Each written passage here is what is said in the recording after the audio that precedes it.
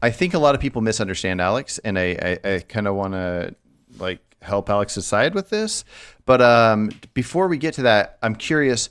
What is your definition of veganism? Like when you call yourself a vegan, I know a lot of people will use like super old school definitions. Some people will use a standard definition in the dictionary, but the majority of people use the Vegan Society definition. And I just wasn't sure if that's the one you use for yourself. Well, so yeah, I guess, and you go by Carson, I'm guessing, right? Based on the title. Yes, correct. Okay. Yeah. So if I remember it correctly, the Vegan Society definition is not using animal products or whatever as much as like practically possible, or as much as like what's practical, right? Which I think has a lot of holes. So, thank you. Yeah. Yeah. So veganism is a philosophy and way of living which seeks to exclude, as far as possible and practicable, all forms of animal exploitation, and cruelty to animals, and then the rest kind of doesn't matter. But yeah. So what are your thoughts on that? Yeah, I mean, the definition is decent. I do think that portion, as far as is possible and practicable, I think that is really the flaw of this definition, because that can mean a lot of different things, right? To a lot of different people. But yeah, I mean, for me, where I come when it comes to veganism, or where I'm coming from when I say I'm vegan, I think that animal rights is a logical extension of human rights. So very similar to like the Vegan Gains definition. And I just reject all forms of exploitation to animals. I just don't know what that portion where it says as far as possible or practicable means. So I think what people mean by that would be if a vegan was stranded on an island and they had to eat, if they knew they'd get found in a certain amount of months, but they had a feeling that if they didn't eat some animals on that island that they would die, that the practicable part would just essentially it's just saying it's necessary for whatever given situation. Yeah, I think that where I'm coming from is, even if you're on an island, like I never find it justified or moral to take another individual's life or violate another individual's rights for your own benefit. Now, that doesn't mean that I would necessarily, again, in that life and death situation, that doesn't mean I would necessarily judge others, or maybe, depending on how strong my will to live is, maybe I would cross my own morals or my own values. But there's a difference between like doing something that you're against because you are selfish and want to live that badly, versus like being okay or like setting a precedent that, exploitation or violating somebody's rights is okay in a survival situation, Yeah, definitely. Yeah, and like so if I go up to a random 5-year-old and break their pinky, I find that immoral. I think that's immoral. But if I was in a weird hypothetical situation where breaking a 5-year-old's pinky saved my wife's life, I would break that 5-year-old's pinky. I'd feel bad. It's immoral still, but I would commit that act because it seemed reasonable to me, even though immoral. Is that the basic idea of? Yeah, exactly. Yeah, the action is still immoral. Like, you breaking a 5-year-old pinky is still messed up and still wrong, but you're willing to live with the wrong action, or you're willing to have that on your conscience to save your wife's life. Yeah, essentially. Yeah. Gotcha. Okay. And and I think I completely agree with that. We can each decide what we think of is an immoral or an immoral act, and then we might not act upon it, but we still have that moral framework.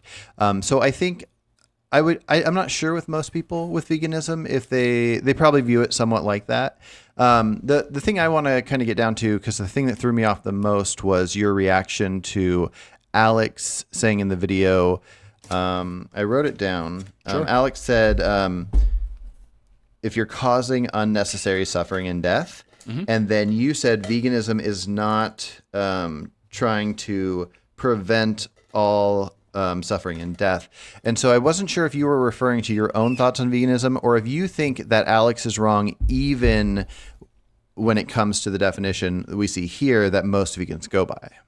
Yeah, no, I think Alex is wrong based on my own feelings and based on the definition.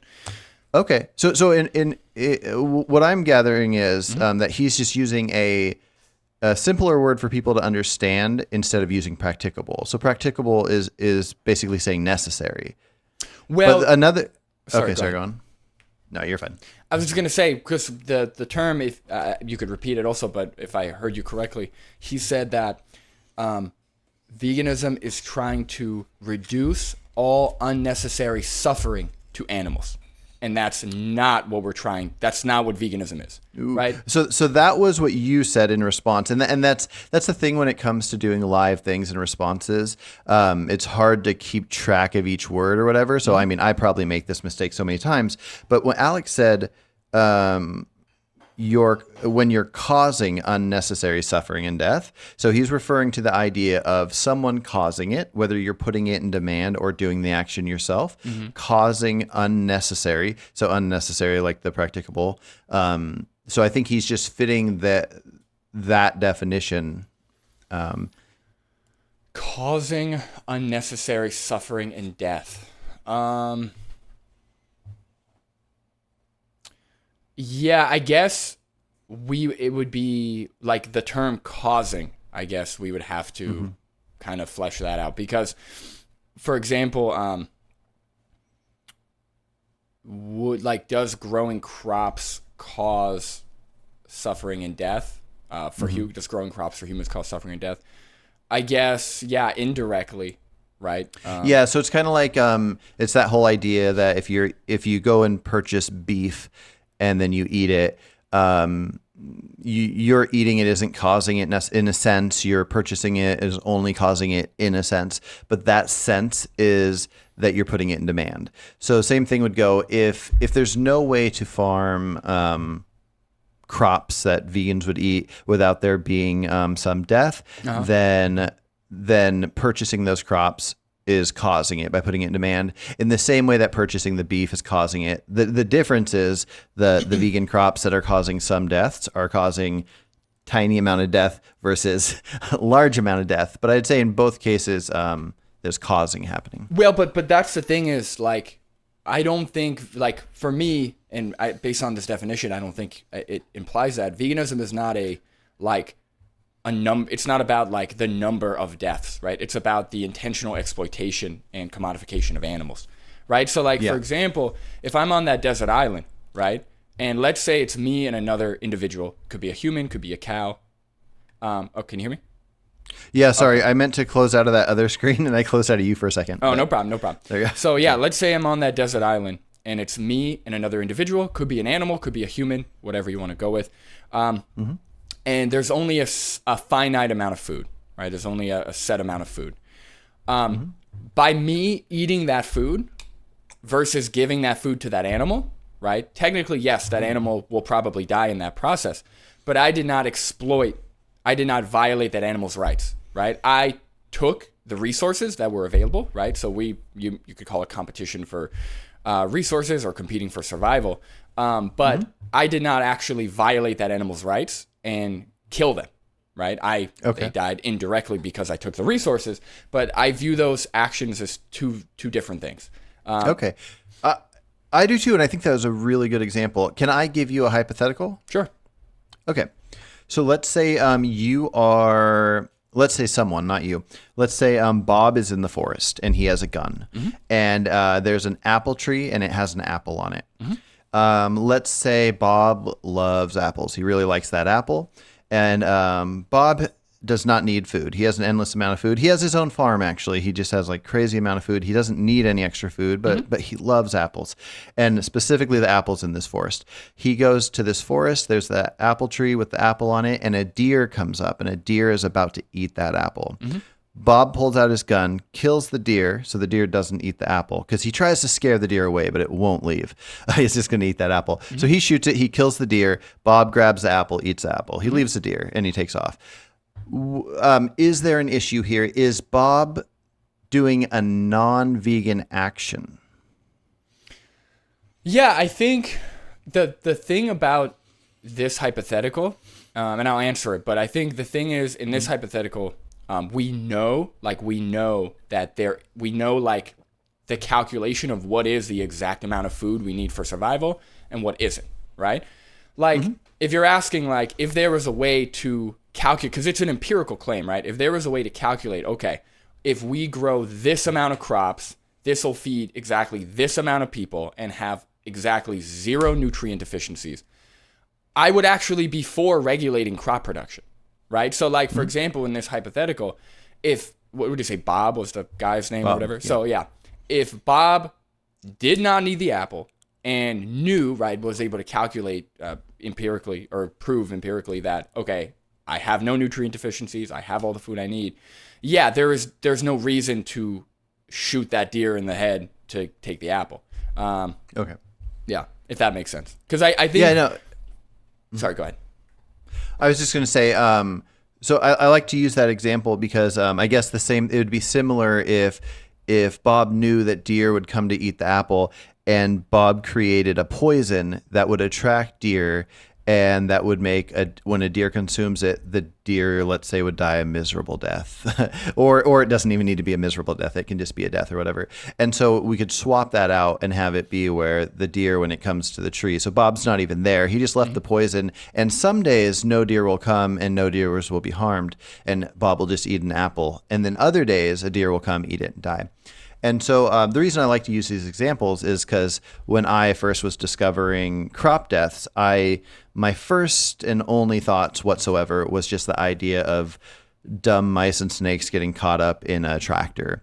And then I learned more about it. There's rodenticides. So because they'll know that certain rodents will come out and eat some of the harvest, they'll put rodenticides everywhere. And so we knowingly, to keep our products that we want to eat, we'll put these products out for mice to come, they eat and they die. And I think it's complicated. The detail of it mattering, in my mind, would be on a scale depending on how much suffering there is from the rodenticide. Another thing is that like deer and elk will come and eat crops, and then farmers will have hunters come in and shoot the deer and elk so they won't eat the crop.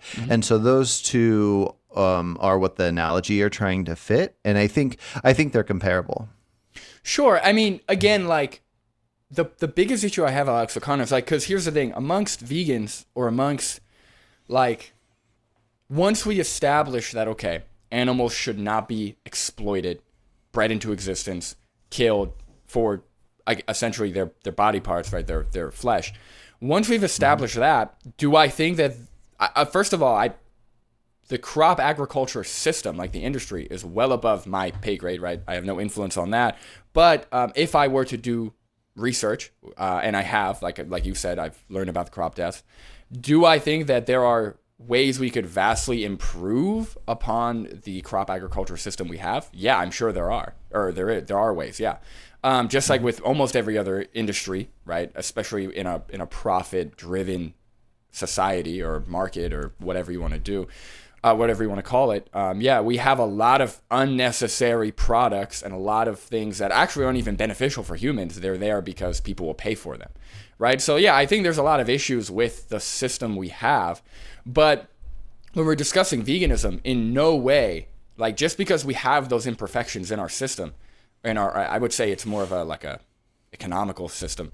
In no way does that justify the exploitation of animals, right? And I think that the problem with Alex's case is, and I even listened earlier before I came on stream, I was listening to the talk Alex O'Connor had on the Trigonometry Boys or whatever, Trigonometry podcast, and he does a great job of explaining the issues with factory farming, of explaining the issues with animal exploitation in general. The problem I have is he can clearly do a great job of arguing, but he is not aligning his morals with his actions, right? He's not a vegan. He's not, avoiding contributing to the animal agriculture system. And I don't see how that's justified, especially especially from the position that Alex O'Connor is in, where he has money, he has resources, he has time. So I just don't see how that could be justified at all. Yeah.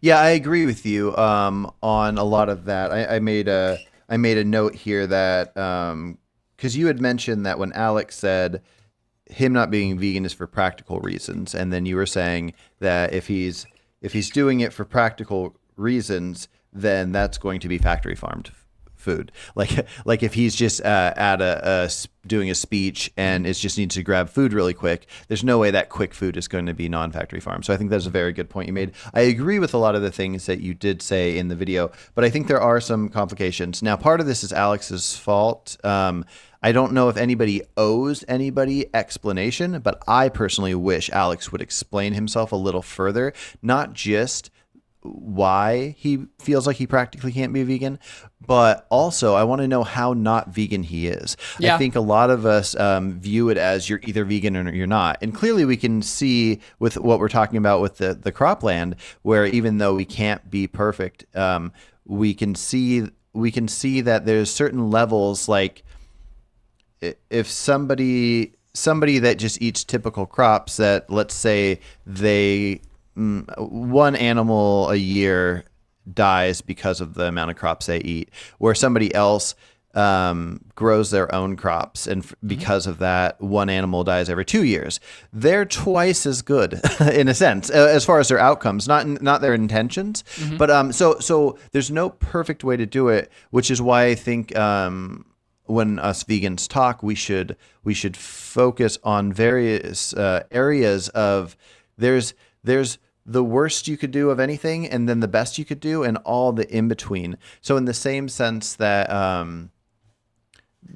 I just wonder if Alex is like 99% vegan, or if he's like a lot of ex-vegans where they went from being vegan to just being a typical meat eater. Because if Alex is just eating like a couple simple products that happen to not bother his stomach, that say there's like a little dairy in it, which doesn't make sense because dairy would bother his stomach. But you know what I mean? Like if he's just not going out of his way to be a perfect vegan, and he's like eating like one egg a month or one piece of fish a month because he's been convinced that it would be good for his health, I think that's something that is worth respecting, because I would love to get all the meat eaters in the world to cut down to one egg a month and one fish a month, you know?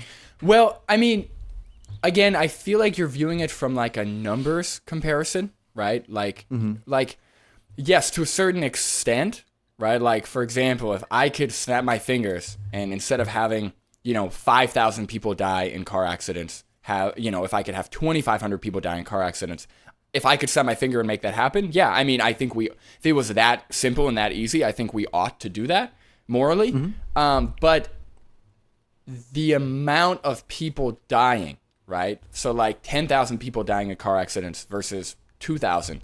I don't think the more people dying makes driving cars any less or more moral, if that makes sense.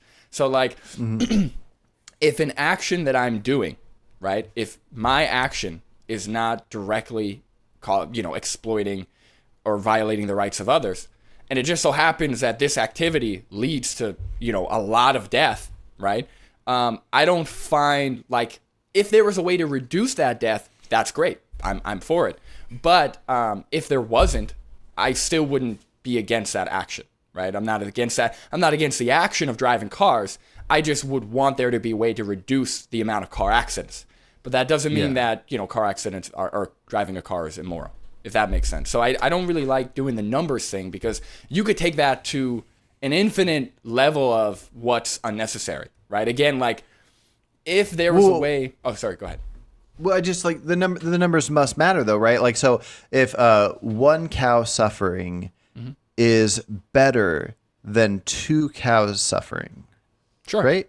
And so if let's say Alex could go to eating 10 units of animal products a week, but Alex decides he went from being vegan to eating one or 2 units of animal products a week, versus what he could do if he wasn't thinking morally. He's going, okay, I can't do this anymore. I crave this thing and I've been convinced of this health thing. So I'm going to eat some of this. But because of my morals, I'm going to not eat these 10 units that I would eat if I didn't have the morals. I think those numbers must matter, right? So, okay, like for example, a murderer who is totally fine with murdering, instead of killing 10 people in a week, he decides he's only going to kill 2 people. Right? Mm-hmm. Yes, that is better in terms of like the individuals that are harmed, in terms of, the overall rights violations, whatever. But the actual lens that person is viewing morality through and the actual actions that he's committing, while it's not as bad as it could be, I would still argue he's still committing rights violations. He's still doing something immoral based on my perspective or my values. Now, I think the issue here is, like, what I would want to ask you is, like, yes, the numbers matter, but for example, if we knew that 500 people die a year from murders, but 20,000 people die a year from car accidents, would we ban driving cars and allow, would we prioritize reducing the car accidents, or would we prioritize punishing or reducing the murders? Gotcha. Well, I think, okay, so we definitely, like, as a society, we want to protect, and we want to weigh out good versus bad. There's so many goods to driving that a car accident's gonna not make us stop having that. If when people text and drive, there were no accidents, then there would be no law against texting and driving. It'd be like, somehow we're able to achieve this. And then same thing with murder. So we want to protect from murder. We want to feel like we are safe in our society. So we say you can't murder. If you murder, you're going to go to jail. So yeah, I would say, yeah.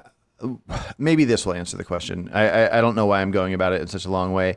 With the trolley problem, I let the 5 die. I don't switch it over to the 1 track. Because yes, I view accidents very different than a rights violation. And for me, what matters most is the rights violation. Right. So, and that's kind of my thing, is like, when we're looking at the lens of, okay, the only death or suffering that's occurring is through car accidents.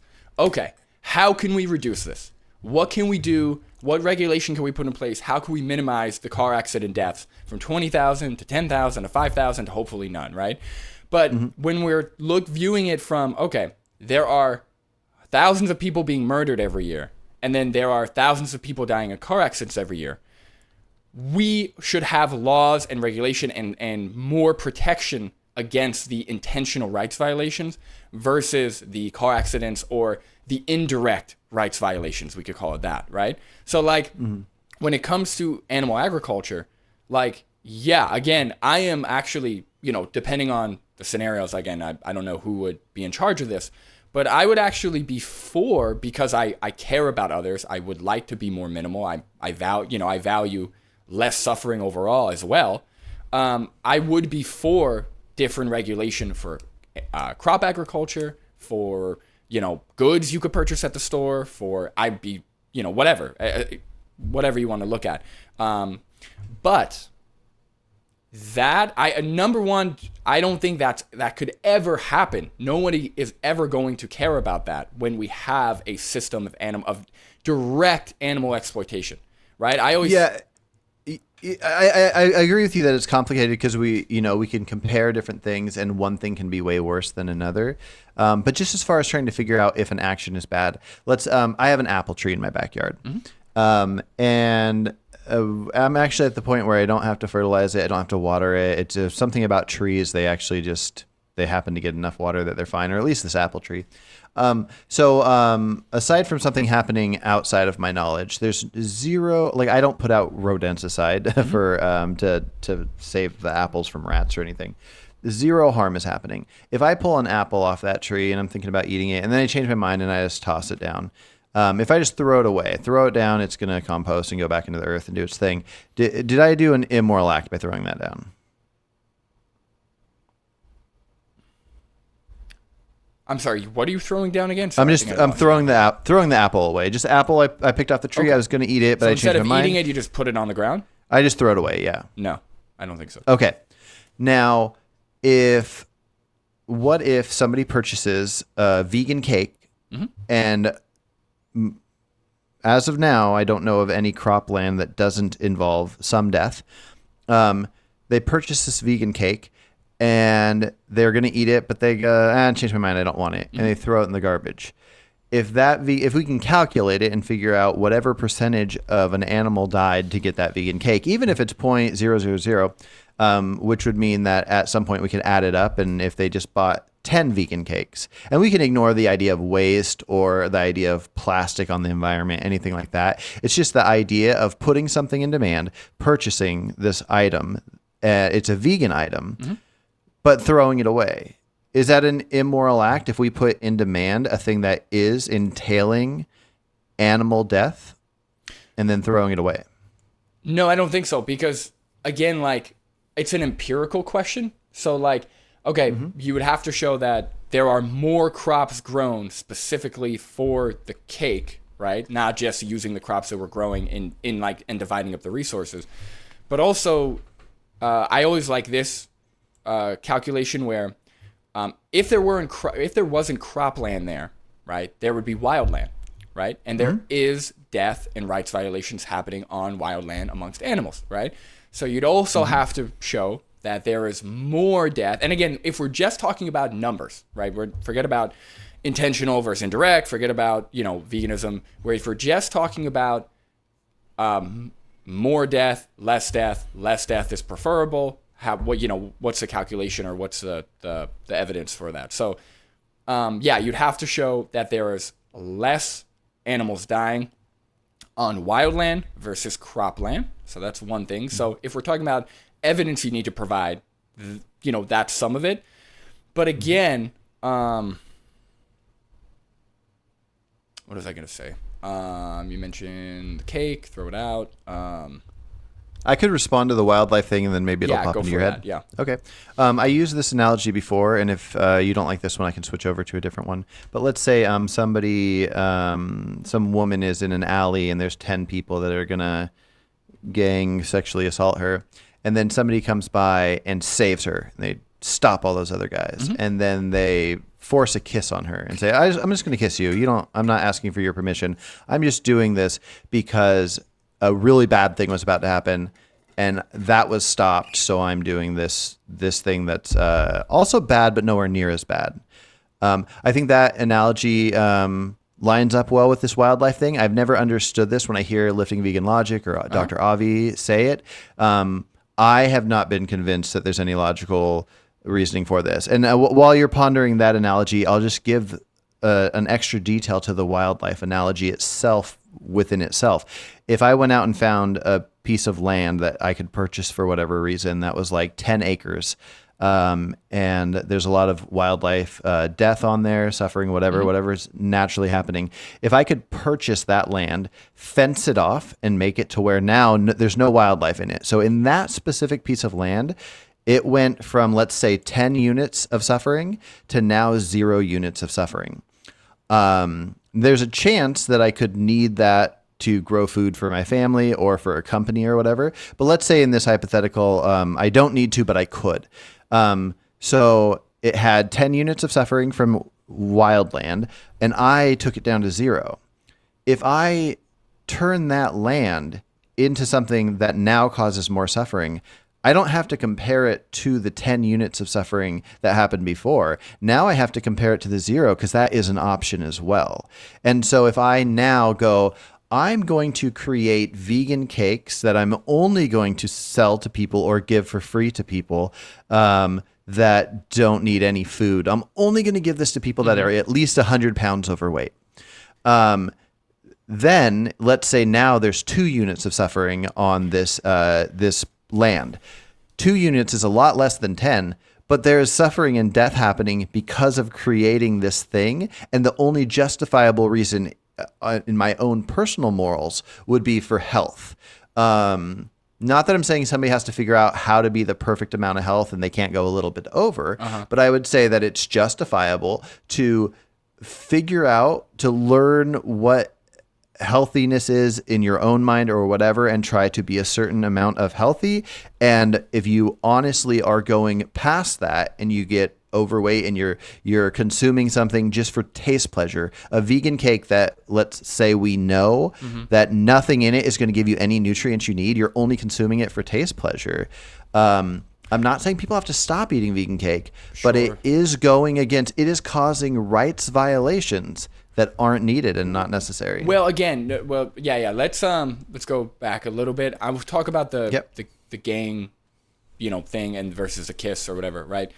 So you are kind of the one who is putting a lot of weight on numbers, right? I'm not putting, like, again, my main concern, like, yes, it would be great if we can reduce the number of deaths or suffering, even in things that aren't direct exploitation or aren't direct rights violations, whatever. But in the case of that gang situation versus the kiss, you would actually, based on, and correct me if I'm wrong, I don't want to strawman you, but it sounds like you would say, oh yeah, the kiss is better, right? Oh yeah, the kiss is better. And yeah, the kiss is better than what could have happened for sure, right?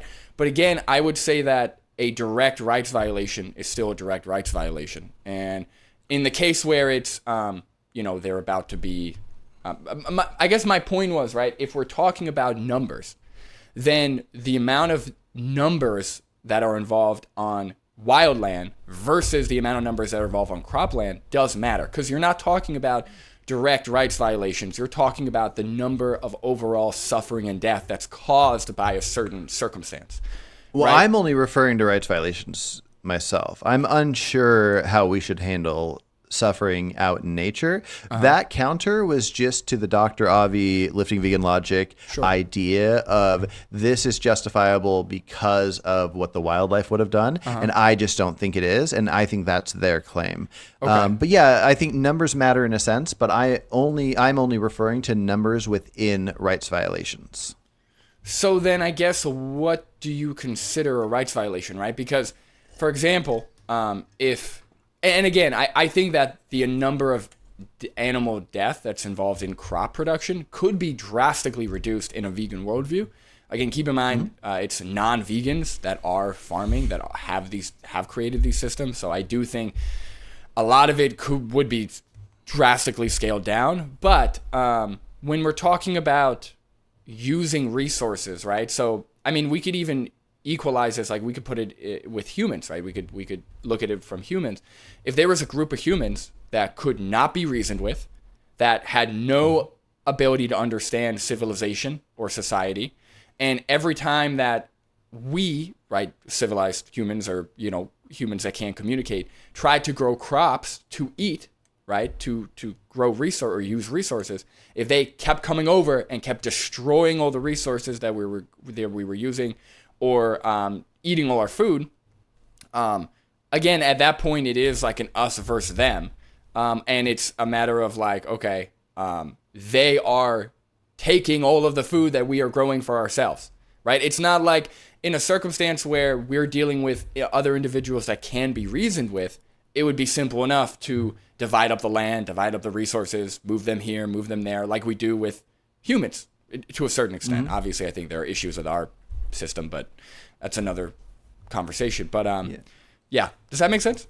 Yeah, it does. Let me counter it in two different ways. One that means something to me, but one that just kind of challenges your own stance on the moral side of things. Sure. So let's look at something like people coming over to the Americas from Europe and seeing Native Americans there, and If let's imagine that they were super friendly and said like, hey, we just want to come share this land with you, and then the natives say no, and then let's say that the Europeans say, oh well, we're going to. Who do you side with? Well, I think in that scenario, like you said, they're able to communicate with each other. But in the scenario of like, what are you talking about? A hypothetical, or are you talking about what actually happened with? Yeah, let's say they can't communicate then. So in that case, okay, so the colonizer, or the let's say the people from Spain, wherever they came from, they come over to the land and they want to occupy portions of the land. And okay. So let me ask you this, just clarification on the hypothetical. So let's say the people who are not native, right, native to the land, they come over and they want to build shelter in a portion of the land, right? Let's say, a 50th of the land or whatever.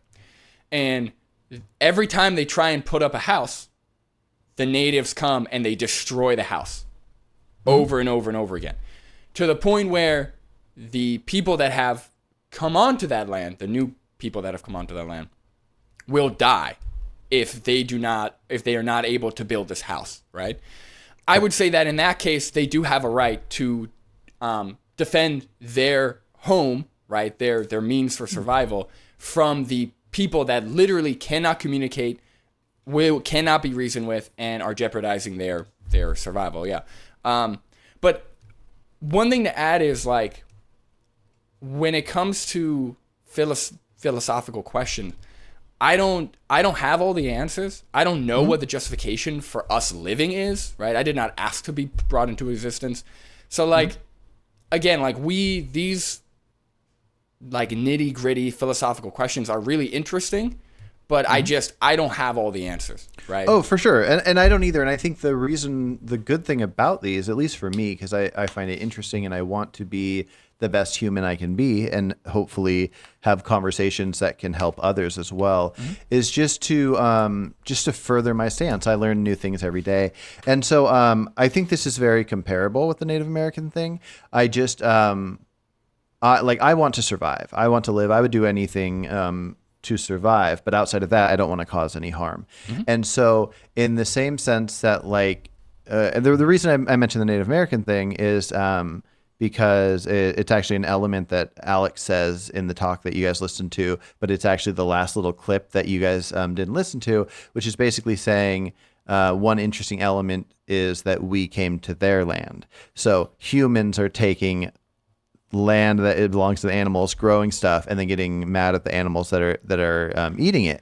But me being a person that wants to survive, I will do that, and I will do exactly what you said, which is I will call it an immoral act that I feel like I need to do as a person that wants to survive. Well, but here's the thing, right? When you say we came onto their land, we were all kind of brought into existence on the same land. So, like, when it comes to humans and animals, it's not like we were brought into existence on a totally separate land and are now, like, going to deer country or something. Like, we're all born in, forget about our modern society where we built cities and we've clearly took out a chunk and called it ours. You know, when we were brought into existence, right, let's say early humans, we were all brought, deers, all the other animals, humans, we were all brought onto the same plot of land, right? So, yeah. Again, I think it comes down to reasoning and trying to create a more civilized society that does offer protection from rights violation. But with individuals that you literally can't be reasoned with and will continuously cause rights violations, I think it gets very muddy. Like, I don't think it's as clear as animal agriculture.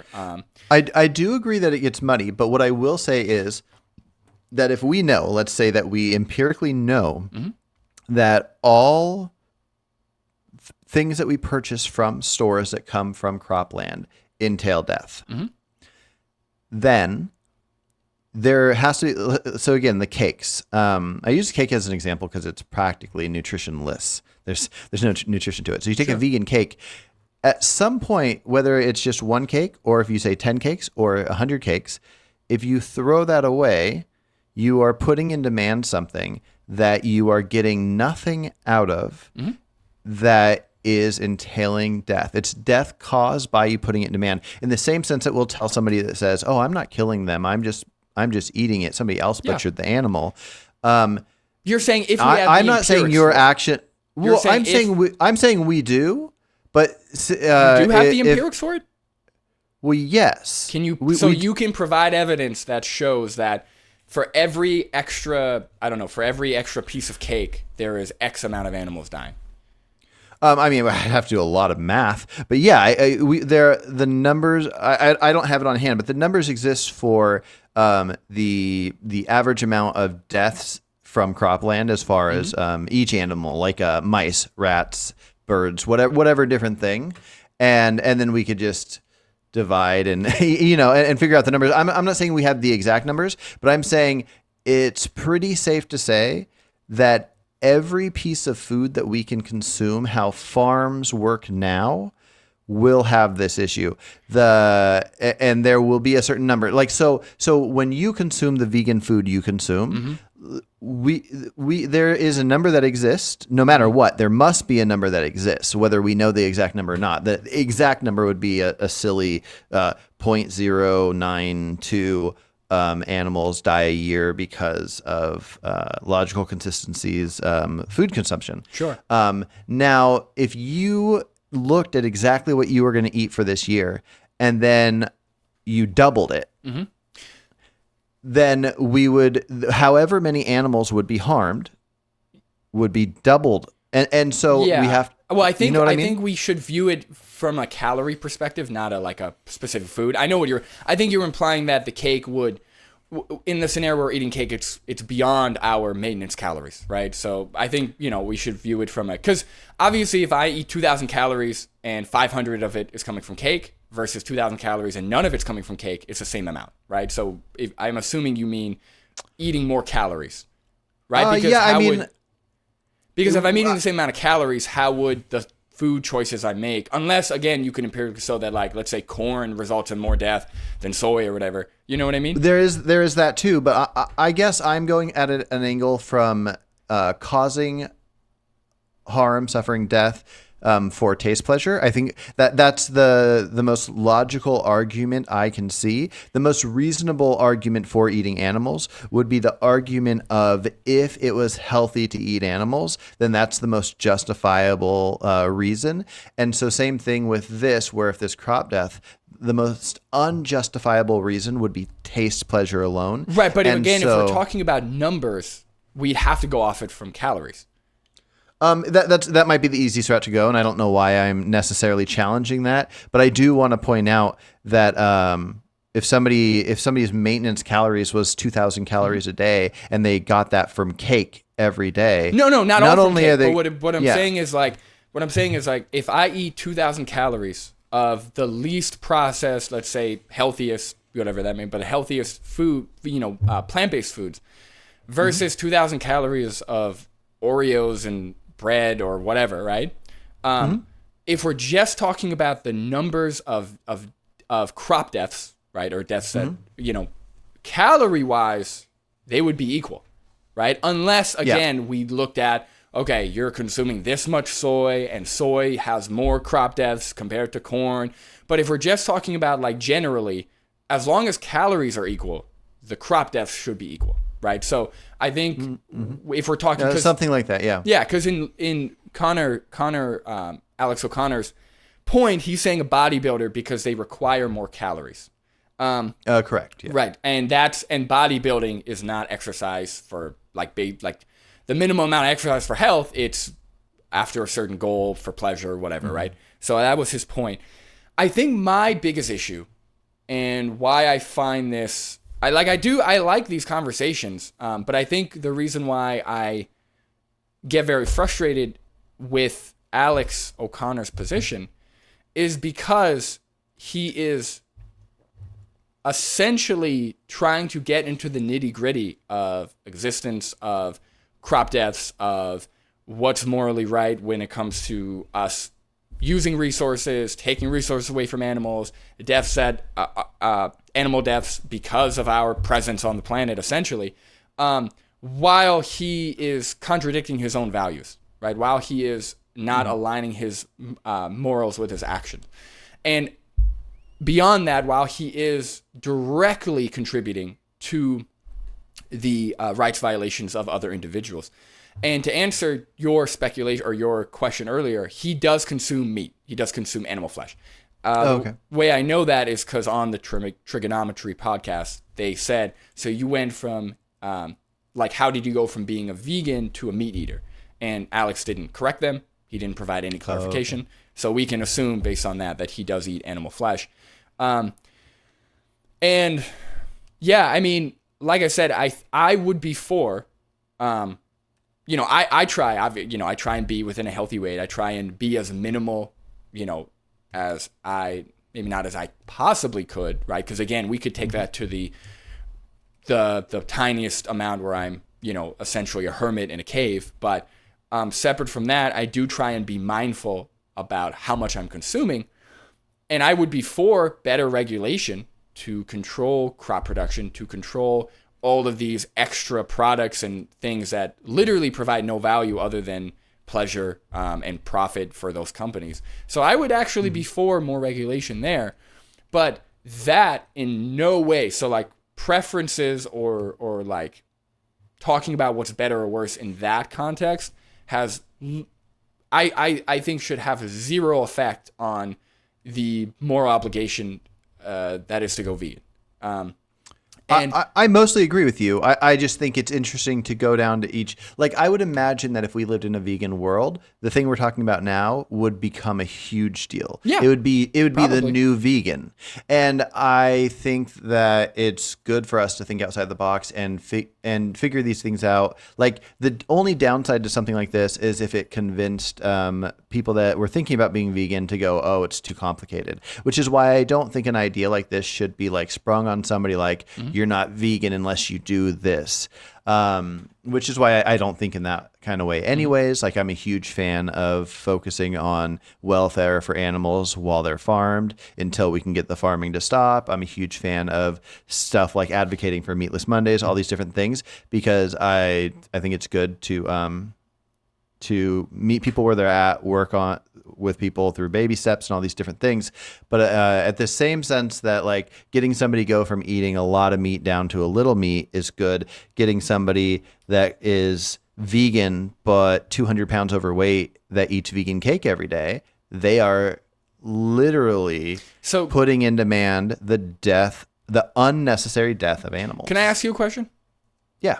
So let's say in a hypothetical, if more animals died from crop production versus animal agriculture, would you stop contributing to crop production and start contributing to animal agriculture? I would call that the vegan thing to do. Really? Really? Yeah. So okay. If I had a plate with a steak on it and a plate with apples on it, and I knew that the plate with the steak on it was 3 units of suffering and death, and the plate with the apples was 10 units of suffering and death, the vegan choice is to eat that steak. Okay, so let me scale that up a little bit. So what you're saying is, if a system that breeds animals into existence, exploits them directly and kills them, had less suffering or less rights violations, let's say less overall death to make it easy, versus growing and protecting crops for human consumption, right? Where it's not a direct, like the goal is not to exploit animals or to treat animals as products, right? It's an indirect thing. You're saying that you would support the direct exploitation of animals and not support crop production. Yes, I think they're both direct, but yes. Okay, so let me put it in the human context.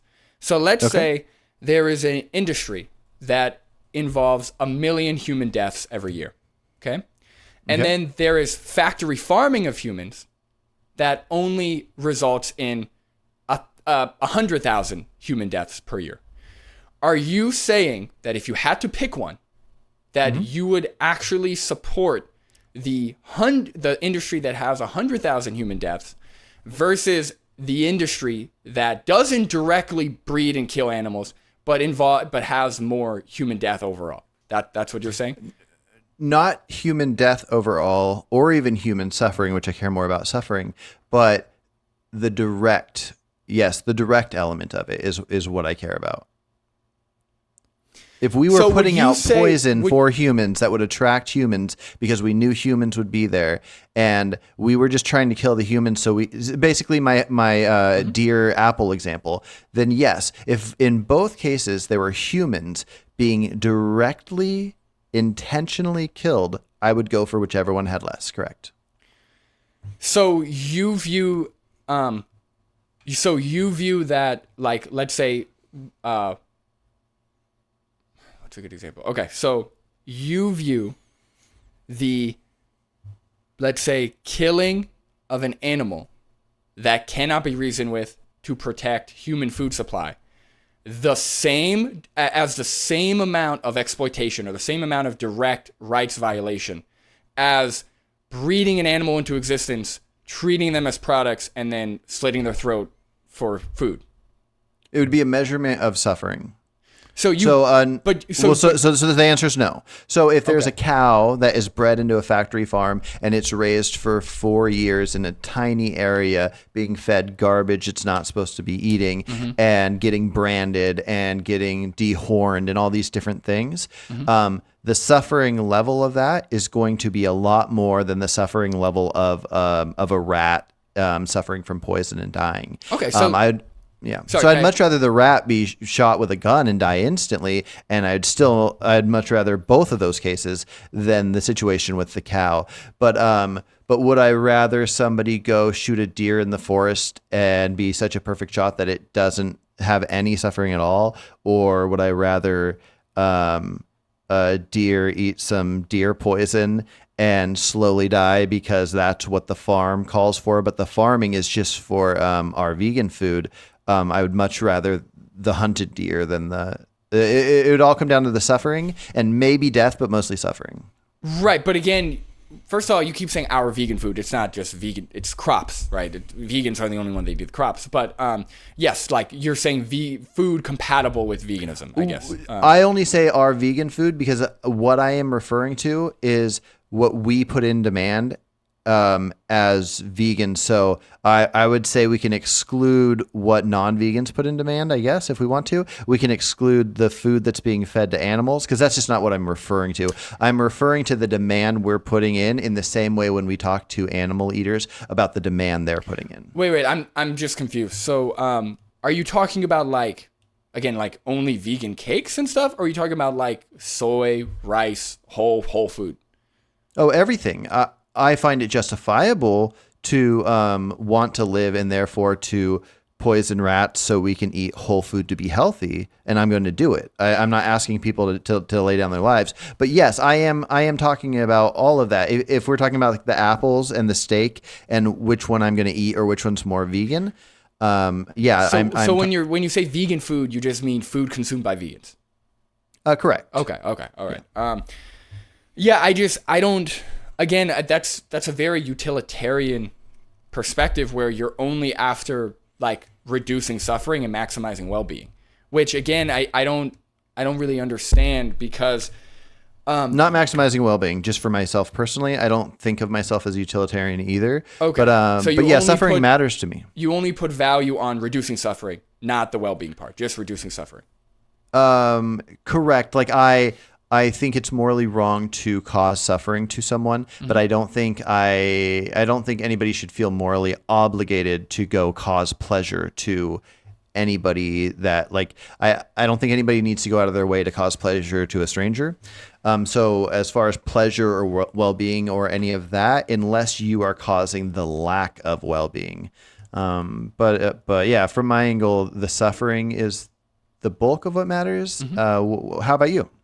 Yeah, so again, it's not for me. Like, yes, suffering I think is important to look at, but it's ultimately about rights violations. Like, for example, maybe this is a better example with the human context. Because again, my thing is I want to understand this from I want to make sure you're consistent with what you're saying, right? So. Maybe this may be a good example. I think it's a better example. But because when I said industry, I just said whatever industry, right? Let's say there's an industry that, like let's say sweatshop, okay? So sweatshop that pays workers almost nothing. The conditions are awful. the what's it called? There's a lot of suffering, let's say, right? There's a lot of suffering in that sweatshop. But they do still get paid, and the products that they make are in accordance with the laws they have in that country, let's just say, right? Okay. Versus there is a factory that, again, let's say they don't breed humans into existence. Let's say they just round them up and slit their throats for products, right? They're treated as products. Mm-hmm. In the scenario where there would be more suffering in the sweatshop, right? Even though those humans are still treated as humans, they have individual freedoms, but there is overall more suffering in that sweatshop. Mm-hmm. You're saying that you would rather support the factory farm because there is less overall suffering versus the sweatshop where there's more suffering. No. I guess I can see where you got that. But so just really quick. Sorry, I'll let you clarify, but just really quick. Because earlier I thought you said that in the scenario where there is more suffering involved with crop agriculture and less suffering involved with animal agriculture, you said the vegan thing to do, the right thing to do based on your values, is to support the intentional, the exploitation and the factory farming. If both were intentional, correct. Okay, the sweatshop is intentional. What's the sweatshop is intentional? Okay. So the sweatshop, so somebody sets up a sweatshop. Yeah. And they're going to make it miserable to work there. But the people that go to work there, they feel obligated to work there because they need the money, but they are going on their own accord. They're going in. So here's a better example. Sorry. So the sweatshop that we're talking about is producing food, right? Let's say they're producing food, right? And they're producing crops, right? Let's just say. And you need one or the other to survive. You either need to buy food from the sweatshop to survive, or you need to purchase food from the human factory farm to survive, right? Mm-hmm. So in the sweatshop example, again, let's say in the factory farm, they're not bred, right? Let's say, right, they are, they have their throat slit, right? Okay. As humane as possible, right? Sure.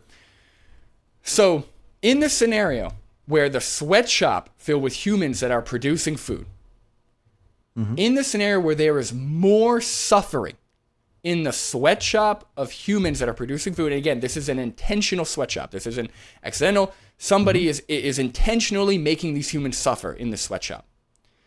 But the food they're producing is crops, right? It's whatever, right? So the sweatshop is producing food versus a factory farm where humans are being rounded up and having their throats slit.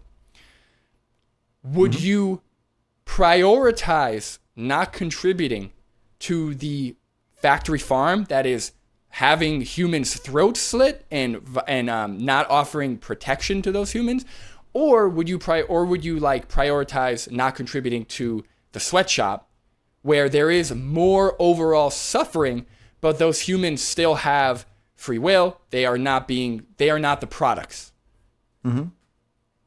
Yeah. So very complicated, very good question. I'm trying to, there's so many different angles to look at it. Sure. So for one, I want to point out that when I say I care about suffering most, I am referring to rights violations. Now, suffering doesn't cover all rights violations, but I would say all rights violations would fall into suffering and death.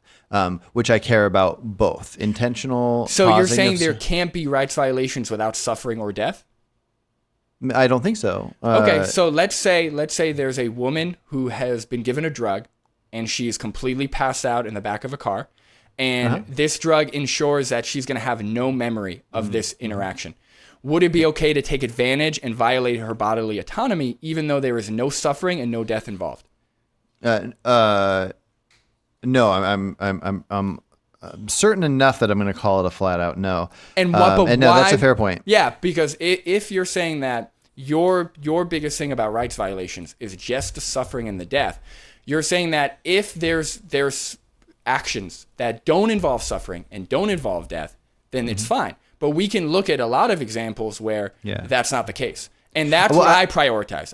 Regardless of the amount of suffering, I prioritize extending rights, extending protections to those humans. If there is suffering happening to humans, to animals, separate from the direct rights violations, which again we could debate on the crop protection or whatever, but in a scenario where humans are treated, or animals are treated as products versus not being treated as products, I'm going to prioritize having the product mentality changed first. Of course, if we could do both at the same time, that's a totally different thing. But. Yeah. Well, maybe. I don't know if they're necessarily comparable, but yes, correct. There are going to be some cases where the suffering, where it's not suffering or death, there are other violations. And I guess I was just lumping in the idea of like liberty itself in with suffering, because it's an element of suffering to not have liberty. But basically just, I agree with you on that stance. But let's, as far as the hypothetical goes, I'm trying to think of the elements I was thinking of that was making me figure out how hard of a time, because basically what I'm trying to figure out is my stance on most of this would be involved in what I think the government should do. So in my mind, if you have humans just living out in the wild, they haven't created a society yet. The reason we want to form a society is we get together and we realize, okay, we need protection. That's what we need. We don't need freedom. We're already out in the wild. We have freedom. Now we need to sacrifice a little freedom for protection. So we have this government that has law enforcement, and basically you're just told you can't physically harm people, you can't drug people, you can't kill people, you can't do all these things, and if you do, you're going to go to jail. And I think that's like the ultimate important thing of what a government's for. And I think we should extend those rights for the most part, unless there's some need for health, which I don't think there is. But if there were, then that would be an excuse for me. But outside of that, I think we should extend as much as possible those rights to animals, and that would be great. So when I look at this hypothetical, my first thoughts that are just coming to my mind are, how does the government view, imagining the government's okay with farming, killing, and eating humans, separately from that, not that they need to be consistent, but how do they view this idea of business? And so my first thought is trying to figure out what things I think a company should or should not be able to do as far as the individuals in there. But if the individuals come in on their own, and they're only treated let's say in both scenarios they're mentally challenged. So let's say in this hypothetical world, mentally challenged individuals who can't communicate, can't understand anything, they that's how they're treated. Let's say that. Okay, then I think unless I miss something, I think I definitely would go whichever one's causing the most suffering. Really? Okay, so you're saying that in the sweatshop scenario where mentally challenged people they still have their like freedoms, right, as much as they can for what they can understand. You're saying that because there is more suffering from an individual perspective in the sweatshop, you would rather support the scenario where mentally challenged people are being factory farmed.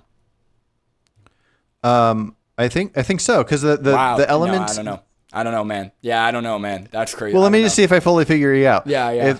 Because the bulk. Do you care more about the suffering or the death? If we were just looking at those two, I care more about rights violations. And again, like me too. Okay, but better question. If you had two farms. Yeah, notice how I didn't say the rights violations were equal. I said there was more suffering in the sweatshop. Now, suffering can mean a lot of different things to a lot of different people. There could be a lot of different ways to cause suffering, right? Like, for example, I could be standing next to you and I could like be poking you in the cheek over and over again, right? And that would be suffering. Am I violating a right? Maybe not. Or maybe like maybe I didn't touch you. Maybe I just have my finger right here, right? And I did that for hours on end. You might go insane, right? It might cause a lot of suffering, but I'm not violating your right necessarily, right? So like in the sweatshop scenario, there's just more suffering, right? And it's suffering as a result of the people in like working in the sweatshop. But there are like there could be there's no specification on how many more rights violations there are, how many less rights violations there are. There's just more suffering. Whereas with the factory farm, we know that every person that is going in there is having their rights violated directly, right? Because go ahead, sir. I might not be answering your question accurately if I don't necessarily have all the information. Now I have the information you gave. If there are rights violations aside from the death and the suffering that I am not thinking about, that's worth going over. And I guess that element would be something like being forced to be there versus the people at the factory, the other factory, the work factory, going home.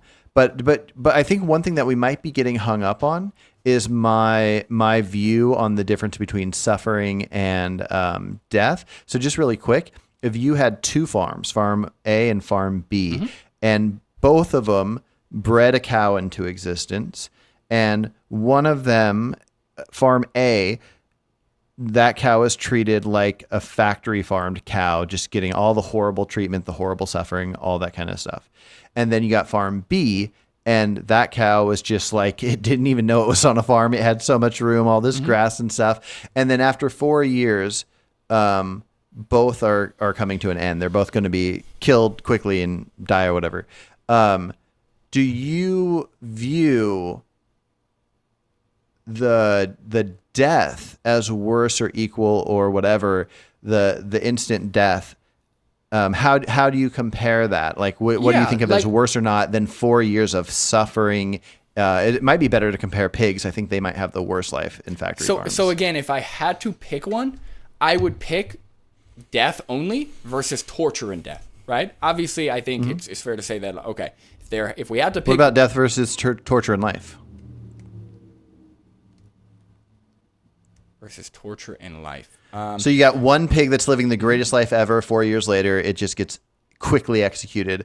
Or another pig that is factory farmed till it dies of natural causes, but it's crammed in this tiny cage. It's going mentally insane. Its brothers and sisters are biting its tail off, or it has to have their teeth clipped from birth. All basically the first 10 minutes of dominion. Well, again, going through that life. That is and not an dying. Interesting question. I think, again, it comes down to rights violations. Like, I would say in both scenarios, their rights are being violated, and that's unjustified.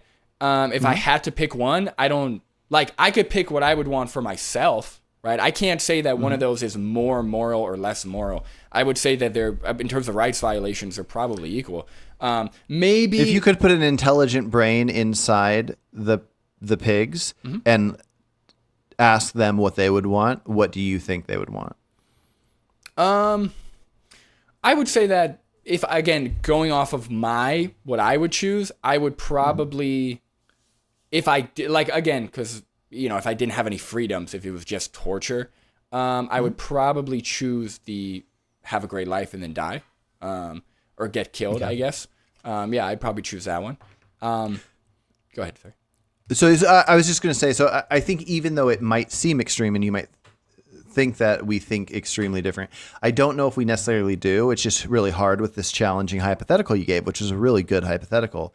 It's just going to come down to a lot of the details. And but again, like, yes, like, okay, like, what's it called?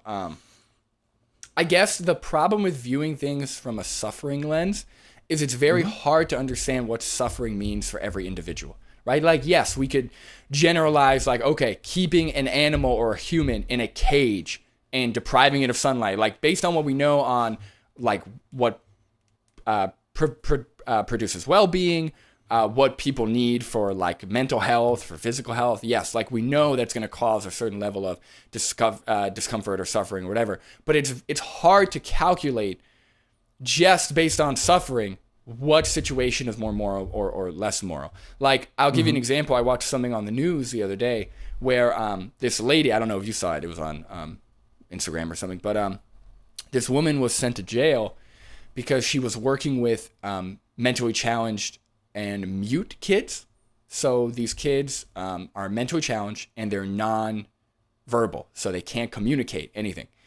And on the bus, she would hit these kids. So she would like beat them, hit them. And these kids, if you look in the video, they don't really have any idea as to what's going on, right? So like they do have bruises, they do have marks on their body, but in the video, they're not crying, they can't communicate, right? So they're essentially taking this and just going about their day. It's hard to know, like in that scenario, like, okay, if you had a scenario where somebody who is, let's say, not mentally challenged and can communicate, right? Somebody in that scenario would probably suffer more than somebody who is mentally challenged and can't communicate, right? Just because of they're perceiving things at a lower level, or maybe their pain because of their cognition is lower or something, who knows? Yes, the fully functioning, or like the other group of people may be suffering more, but I would say that in both scenarios, the rights violation is equal, right? So like, I wouldn't like say, oh yeah, the rights violation for somebody who is suffering less is better or is like more preferable than the rights violation of somebody who can suffer more. They're both rights violations, and they should both be given protections equally. If there is a burning building and there are two humans in there, and one, because of how cognitively impaired they were, was less able to suffer, and everything else is equal, who would you save? If my personal relationship to them was also equal, I'd probably save the higher functioning person if I had to pick. Okay. I was just curious. It wasn't like a gotcha or anything, because I agree. But yeah, so I think one thing that makes it tricky with the comparing the humans in the situation that you have is with the farm, we are directly doing it. It's a thing that I think we both feel we have to do, but we are directly poisoning these rats and mice for our crops. I guess that's where I get. Yeah, I think that's what I'm hung up on, because from my perspective, we're all born onto this land, right? Let's say we're all born onto this land, and these animals want resources. We want resources, right? Yep. And if there is a way for us to divide up this land and to reason with these other individuals, by all means, that would be my biggest advocate. That's what I would advocate for, separate from, veganism. But that there isn't that's not possible, right? But why should we grow things on land? Like why should we? What's the reason that we could justify this? Well, what's the alternative?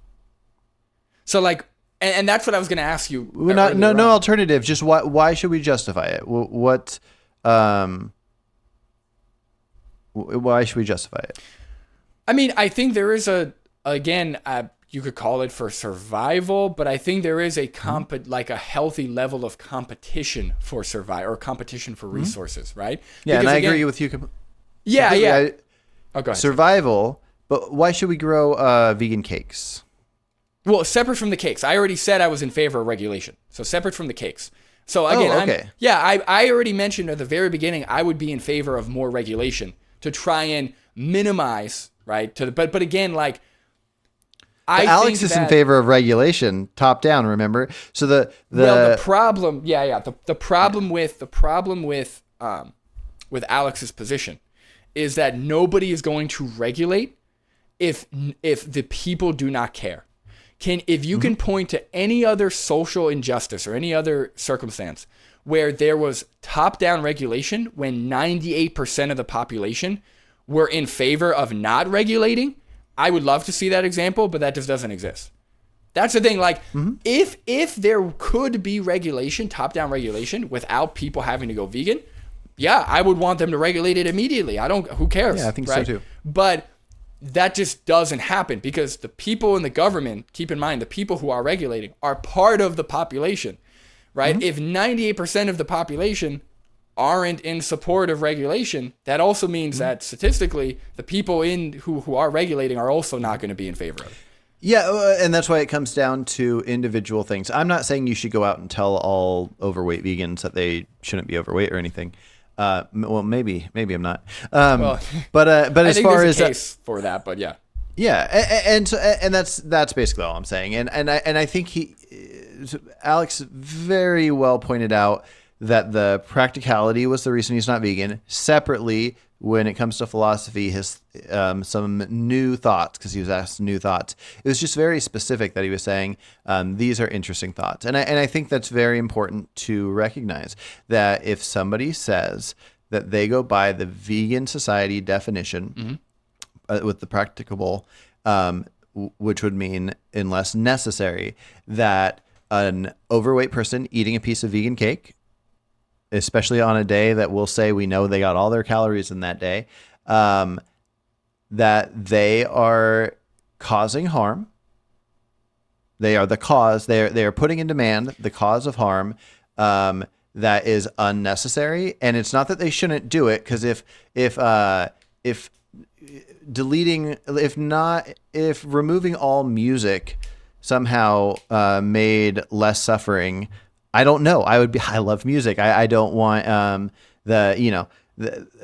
if I don't know if my house was half the size it was, if that caused the difference between one mouse dying or something. Like, I don't know. I'm not saying that we need to perfectly figure out everything in life it's either all perfect or nothing, but I'm saying we can look at individual situations and go, is this one reasonable? And if it is directly taste pleasure and not for human survival at all, that it wouldn't be fair to say that you are consistent with that Vegan Society definition if you're going to be overweight and eat that cake. I think we might agree, though. I think there is a case to be made for minimalism, for reduction of or regulation of crop production, of calories, of products. Yes, I think there is a case to be made just for the betterment of everybody, right? If we can reduce the overall suffering.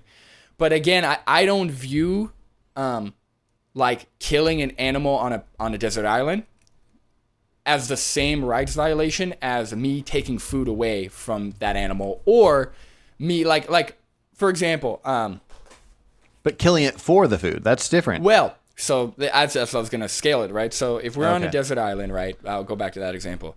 And because we're talking about survival ultimately. So if we're on a desert island,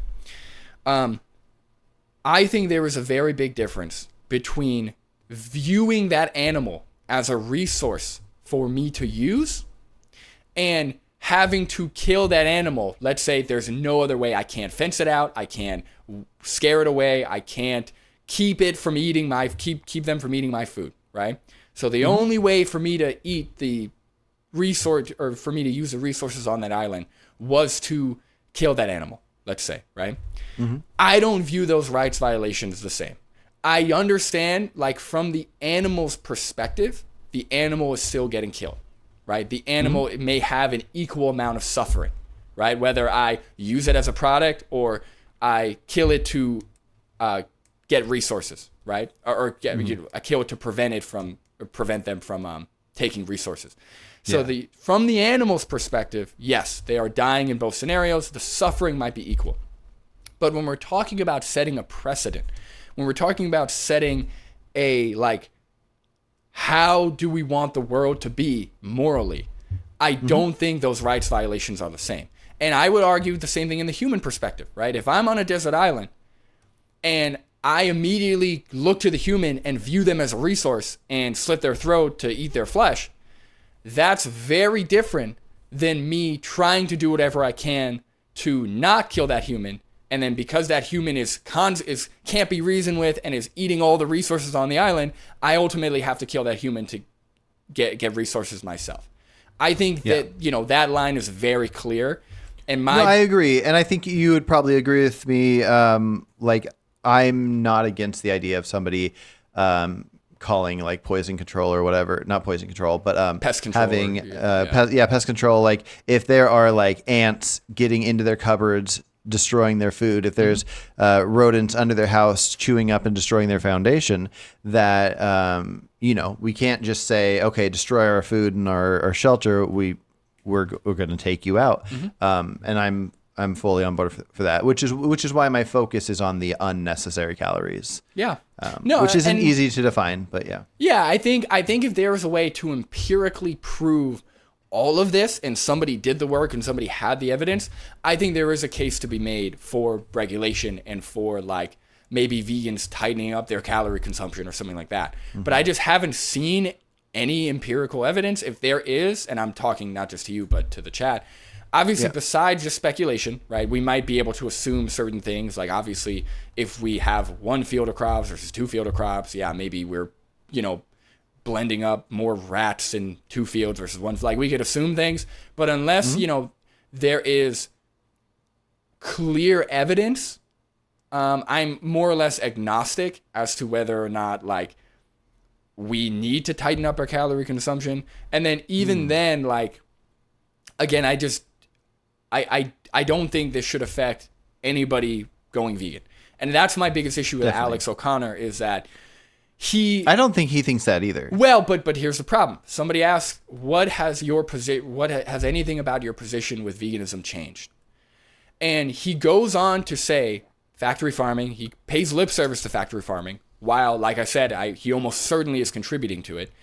And then he goes on to talk about a lot of like different scenarios, right? Whether it's crop deaths or bodybuilders or whatever, and continues to say, well, don't get me wrong, this is not a justification for what we do to animals or for factory farming. But when he brings that up, and he himself is not vegan, again, I think he's really muddying the waters and making it incredibly confusing. Right? Because he's not aligning his actions with his own values. He is contributing to, again, direct exploitation, abuse, and death of animals. Or I should say murder of animals. And at the same time, he's being like, well, I've been thinking about vegan bodybuilders. It's like, the whole thing seems very philosophically dishonest. I think that he's trying to find philosophical loopholes because he's educated, because he knows he's very good with like talking and philosophy.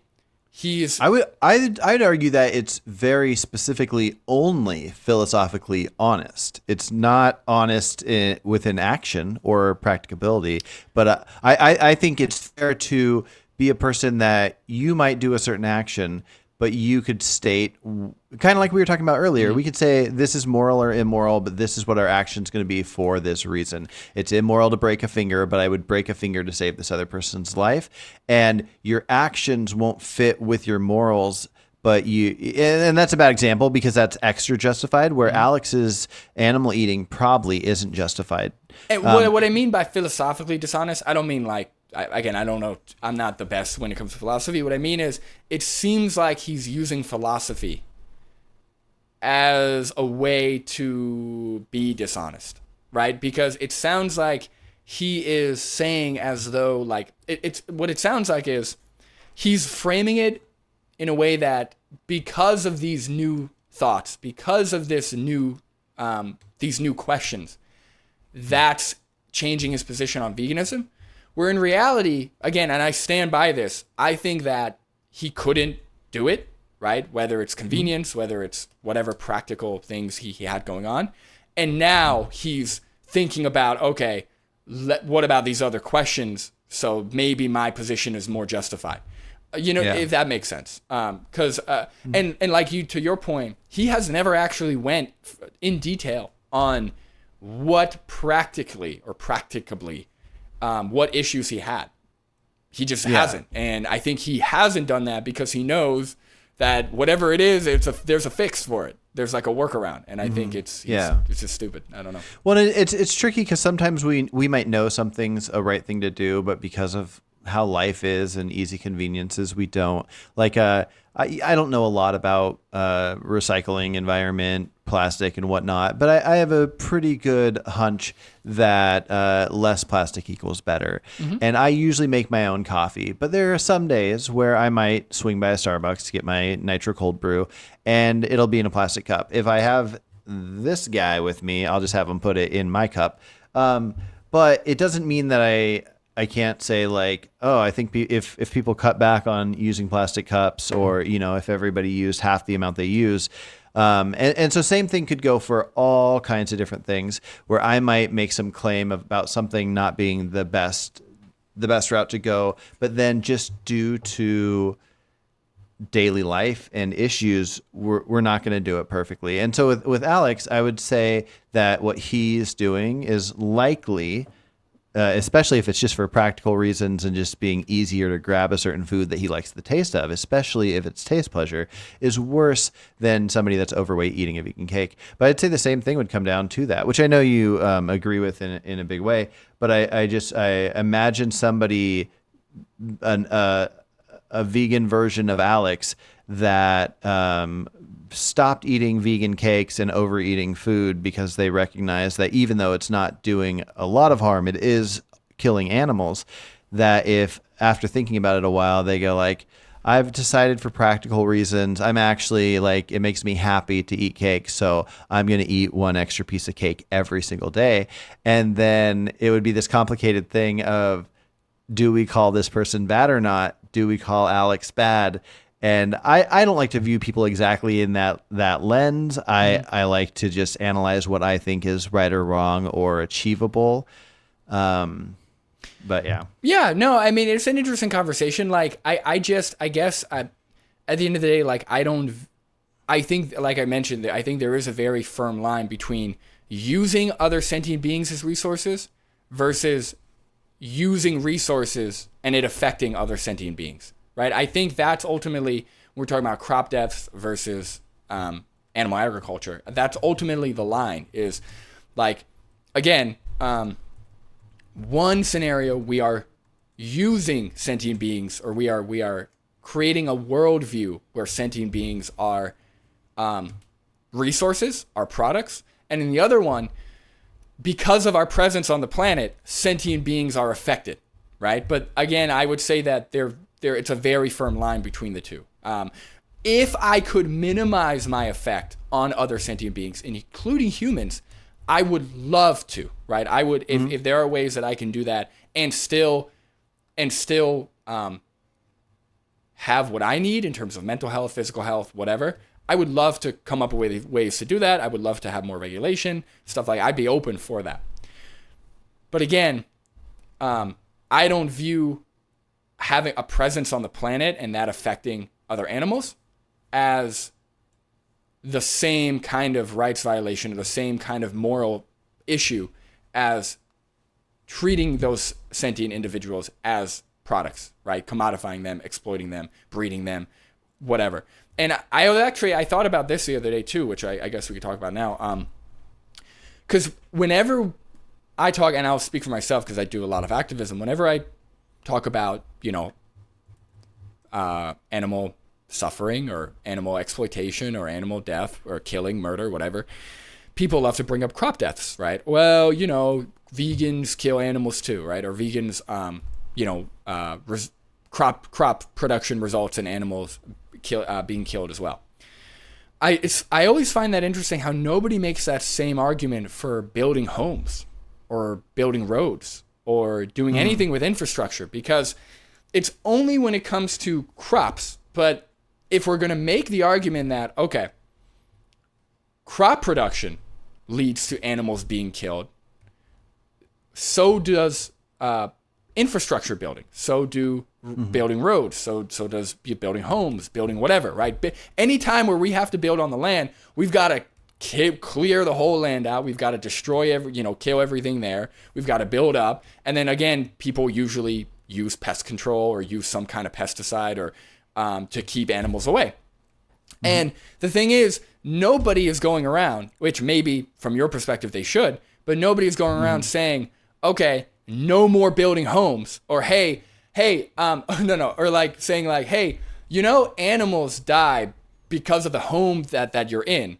So who cares about animals dying in other circumstances, right? Nobody does that for homes, but they do that for crop production. And I don't understand why, because to me, it's the same thing. To me, we are, would you agree that it's the crop production? Well, yeah, because I think most people doing that are not vegans that are just trying to shut it out. Yeah, most people don't want to be thought of as bad guys. So even if you don't challenge them with vegan ideas, if they just hear of a vegan existing, they think that means that if that vegan is correct, then they're the bad guy. So they're coming up with well, you kill animals on crops or whatever, which is probably why it's so challenging for vegans to hear other vegans talk about crop deaths. I completely agree with you. And I think that it's worth us figuring out all those different things and figuring out why we feel how we feel and what things fall into those categories. Yeah. I think I've decided for myself that I think taste pleasure is not a good enough reason to harm an animal. But I don't think the fact that we could accidentally step on an ant means that we shouldn't leave our house.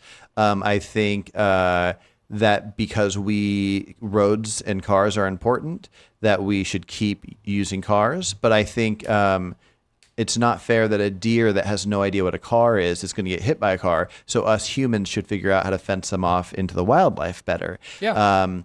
Squirrels, if we try everything we can, but we can't keep them out of getting hit by cars, then that's going to be kind of like the ants. And so we have to look at all these different things. I don't have a strong stance on if we need to equally share land with various animals. So if we take up land and therefore animals can't be on that land, I don't have a strong stance against it. I don't have a love for the existence of animals. When people hear like a certain type of animal might go extinct, it's kind of a weird idea. It feels weird that they might be extinct. I don't care if an animal is extinct. If every animal on Earth just magically disappeared, aside from that it's cool to see them and they're kind of cute or whatever, if they just magically disappeared and they didn't affect the ecosystem, it wouldn't like bother me.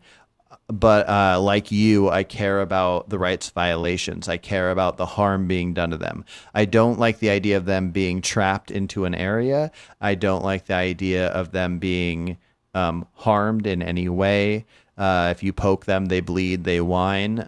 We have pretty solid scientific evidence that they are sentient and can feel. And so I don't think we should do these things. So if we find out that we can survive perfectly fine in a certain size house versus another size house, if it's not reasonable to downsize your house because of how plots of land sell, then sure, it's not going to be an easy thing to do. But every time that we discover that an action of ours that is easy to do would cause less harm, hell yeah, I think we should focus on that and try to create legal change in the future for that as well. Yeah, no, I would agree with like I said, like you said, mostly what you're saying. I think there is a case to be made where when we can demonstrate that there is more harm being caused, whether it's, again,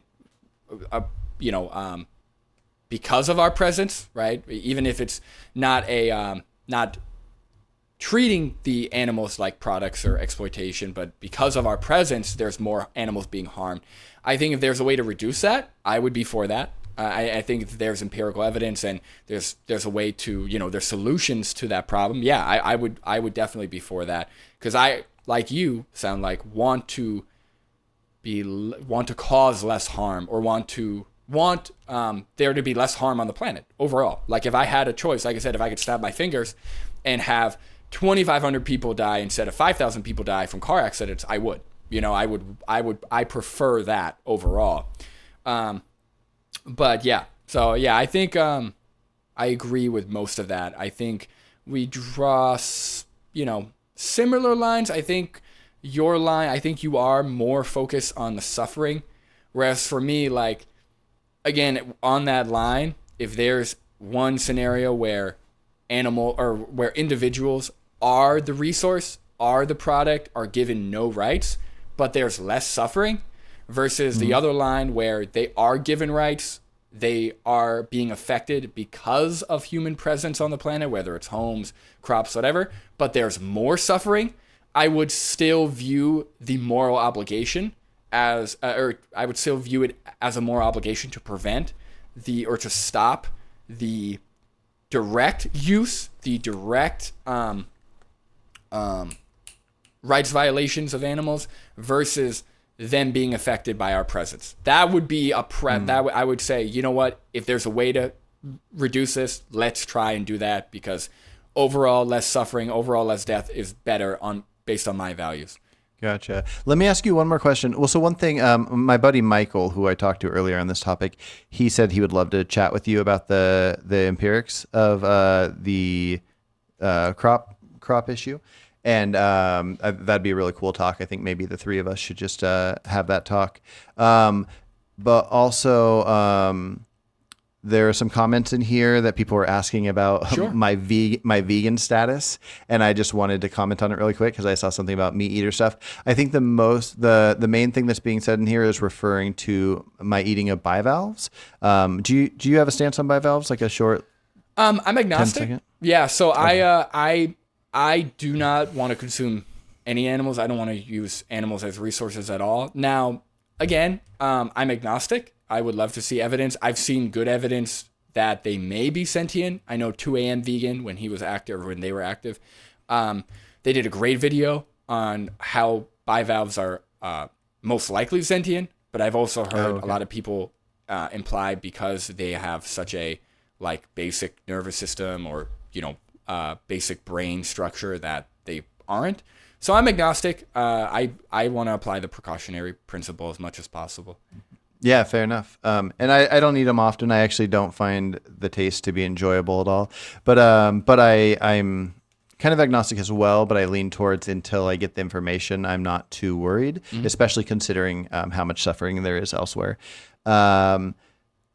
So there's that. And then the other thing that some people might be referring to, which was mentioned for the first time yesterday, was about 4 months ago, I got some health news, basically my blood levels, my LDL levels, and some various different things involving heart stuff. Not connected to veganism, but just connected to being overweight at the time. I actually lost a lot of weight since then, like 4 months ago. But anyways, the doctor told me by the time I'm 45, I'll have a heart attack if I don't change my diet drastically. I'm 38 right now. And, but mostly it was just eating unhealthy garbage. And, but on my search for, eating well, I decided that I was basically just going to eat, the healthiest whole foods there are. I eat 2 cups of kale every day. I eat a cup of berries every day. But I dabbled in a little of fish products during those couple months of figuring out, because it kept coming up no matter where I was looking, the health benefits of fish. And so I had salmon a couple times, and I had sardines once. I didn't like the taste of any of it. I didn't feel morally fine with any of it. Not that I am too familiar with the studies on it, but I feel pretty certain that fish are sentient, and I'm not in favor of consuming them, but I do care more about health than I care about animals. But I also don't know if I ever plan on consuming a fish ever again. And so I've been, aside from bivalves, fully vegan for over 9 years now. And then because of a health scare, I dabbled in a little fish, and I don't know if I'm going to ever have fish again. But my morals are where they are, and I have no interest in going like, oh, because I had this fish, I'm going to start eating cows and chickens or whatever. So anyways, it's perfectly fine for somebody to call me not vegan, or only have been vegan for a month or something instead of 9 years if they want. But for me, talks like these and spreading the messages about moral and good actions that we humans should do is what it's about. So I don't mind the fact that somebody knows that I consumed little fish. Anyways, no, and transparency is important. I definitely would view that as not vegan, but I appreciate the honesty. Obviously, considering you are on YouTube, and. Yeah, I mean, from what I've seen, from what I've seen of your content, I think I watched your debate with Vegan Gains. I watched it a long time ago, so I don't exactly remember, but you do. It seems like, at least, you are on more of the side of like reducitarianism, welfarism. A lot of your arguments are leaning in that direction. And I get from what I understand, and again, correct me if I mischaracterize your position or something, but I get that from your perspective, you think that that is a better way of reducing rights violations or appealing to more people who could then reduce their consumption, which then ultimately is better, I guess, better than it would be, if they were full on consuming. So I kind of get that. Mm-hmm. I do think the message has to be kind of all or nothing. And then how people reduce, we could help people with tips to reduce, tips to eliminate products, tips to transition. But I think the message should be all or nothing. So, but yeah, and health scare. I always say, like, if eating animal products extended your life, I would still say it's immoral. Mm-hmm. But obviously, preventing a heart attack at 45, that I can understand the panic there that you may have been feeling. But as somebody who knows nutrition decently well, I would say that there is nothing in animal products that you should be consuming or would help you with your heart issue. In fact, I would say that fish probably is not going to help the LDL issue, because especially if it's like fattier fish. I would say that, whole grains, fruits, vegetables, and eating things lower in saturated fat, trying to get that saturated fat intake as low as possible, that would help your LDL, unless you have like a genetic thing. But again, not a doctor, so don't take any advice. For sure. Well, it was actually pretty cool. So my LDL, I don't know if you're familiar with LDL too much, but it was at 212, which anything over 2 is considered scary. And wow, they have LDL to was recommend at 212. Yeah, no, that's high. Yeah, that's crazy. And in 3 months, because I had my blood tested 3 months later, are you familiar with Brian Johnson? The guy who's trying to reverse age or whatever, or like that guy, yeah. Yeah, who happens to be vegan, which is pretty cool. Uh-huh. But anyways, I essentially, without knowing, but later found out about him, doing my health research, I formed a diet of food that I ate the exact same meals every single day for that 3 months, basically. Mm-hmm. Aside from the little dabbling with the fish I talked about, and it ended up being almost the exact same diet as him. So it was like he does like the smoothie and then like the vegetables and like kale and stuff. Yeah, and I don't do it all blended up like him, but yeah, also I'll make my own thing with like lentils and kale and all these different things, and it'll be the exact same calories, exact same food, same thing every single day. And anyways, I got my LDL down from 212 to 101. Nice. And the doctor said he had never seen that in his entire practice. I don't think it was because of the fish or anything. And anyways, not that I can almost assure you, again, I'm not, there's no way for this is speculation, but I would speculate that it's absolutely not to do with the fish. I mean, if you go from eating more processed foods higher in saturated fat, which I'm assuming to get your LDL over 200 had to be the case. I was eating vegan donuts, vegan cakes, Impossible burgers, nonstop, and a lot of them all use the coconut breads. oil, which is super high in saturated fat. So going from that to more whole foods to a diet lower in saturated fat, that would be like my biggest advice, regardless of like processed food, whole food, whatever. My biggest like thing or what I try and go off of, and again, not a trained professional, so don't take this is not medical advice, but what I go off of is low sodium, low saturated fat intake. From there, the amount of sugar I consume, because I'm at a healthy weight, it doesn't really concern me too much. How processed the food is doesn't really concern me too much. It's really low sodium, or like a healthy amount of sodium, and low saturated fat, like as low as I could get it. That's really my only concern, and that should help with our number one killer at the very least. So definitely, and maybe we can talk about health at a different time too. But the last question I did want to ask you, aside from those couple notes, was might be a hard hypothetical to answer, but just as far as rights violations go, let's say somebody was in the forest and they were wanting to build a shelter and just live in the forest, and every tree in that forest had an animal living in it. Like you could just see like whether it was birds or squirrels or whatever, whether they just popped out to do Disney princess style, like chirping that they lived there. Every tree had an animal living in it. Do you think so when you look at rights violations, it's kind of hard to look at like property rights because that's more of a man-made thing. But how would you view like a natural property rights of sorts, where if somebody wanted to cut down a tree and build a house out of that tree, or let's say somehow they magically had the stuff to build it, that they didn't need to cut down the tree to build, but they needed to cut down it to use that spot or something. Mm-hmm. Do you view the human need for shelter because humans could know that they'd be less likely to die from storms or whatever, to where if you're doing it for this extreme need, and even though it's an immoral act, would you personally find it justified to cut down that tree? Yeah, again, it gets tricky because when we're talking about individuals who cannot be reasoned with, right? We're not even talking about killing those animals. We're talking about taking essentially their home and having them relocate, I guess, in this example, maybe. But yeah, I put it in the human perspective, right? Let's say there is a human who is living in a home on a piece of land. That land, they have no way of comprehending property rights. They have no way of communicating or reasoning. And again, in our society, we find it beneficial for the vast majority of people to have a concept of property rights, to have a concept of rights in general, so that way we're civilized, so that way we can make deals, trade, whatever, right?